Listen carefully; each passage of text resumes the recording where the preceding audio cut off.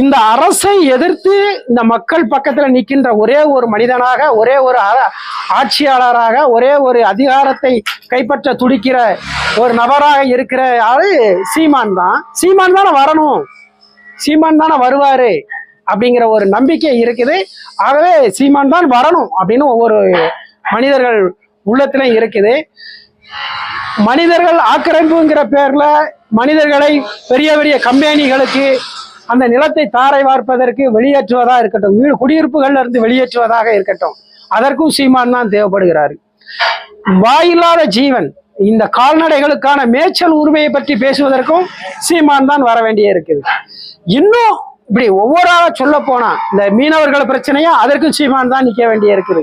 பரந்தூர் விமான நிலைய பிரச்சனையா, அதற்கும் சீமான் தான் நிக்க வேண்டிய இருக்குது. சிப்காடுகளுக்கு நிலங்களை கையகப்படுத்துகின்ற பிரச்சனையா, அதற்கும் சீமான் தான் நிக்க வேண்டிய இருக்கு. எல்லா இடத்துலயும் சீமான் தானே நிக்கிறாரு.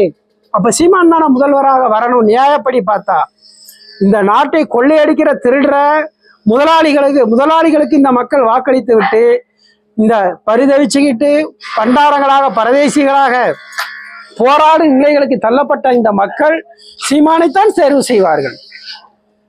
ஏழை எளிய மக்கள் இன்னைக்கும் சொல்றான் திமுக காரன். 70 ஆண்டு கால ஆட்சி அதிகாரத்துல இருந்துட்டு ஏழை எளிய மக்கள்னு சொல்றான். அவர்களுக்கும் சீமான் தேவைப்படுறாரு. சீமான் இல்லாத ஒரு அரசியல் இங்க கிடையவே கிடையாது. தமிழ் மொழிக்காக இருக்கட்டும், நாங்க செம்மொழிக்கு நாங்க தான் அத்தாரிட்டி வாங்கி கொடுத்தோம் தமிழுக்கும்பா. அண்ணன் சீமான் அந்த கேள்வியை கேட்டீங்கன்னா 500 வருஷத்துக்கு முன்னாடி வந்த இந்தி மொழி என் மொழிக்கு செம்மொழி கொடுக்கறதுக்கு யாருன்னு கேள்வி கேட்பாரு. இந்த கேள்விக்கு திராவிடன்ற பதில் இருக்காது. ஆனா அவன் ஜாமாத்தி வச்சிருப்பான் நம்மளை செம்மொழி அந்தஸ்து வாங்கி கொடுத்தாருன்னு, ஏன்னா கடையில இருந்தா வாங்கி தந்தாருன்னு சீமான் கேள்விகளை கேட்பாரு.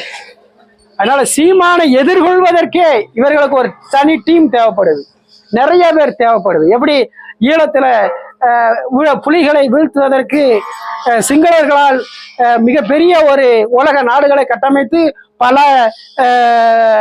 தேசங்கள்ல இருந்து ஆயுதங்களை குவிச்சு அவர்களை இல்லாமல் செய்தார்களோ, விடுதலை புலிகள் என்கின்ற அந்த விடுதலை புலிகளை போரில் வீழ்த்தினாங்களோ, அதுபோலதான் ஸ்டாலின்.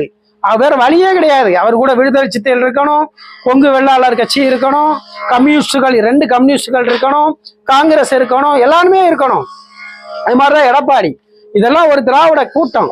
ஒரு புதிதாக வந்திருக்கிற பெரியாரை தலைவராக ஏற்ற மண்ணுமுட்டி விஜய் கட்சி, இப்படிலாம் சொல்லிக்கிட்டே போகலாம்.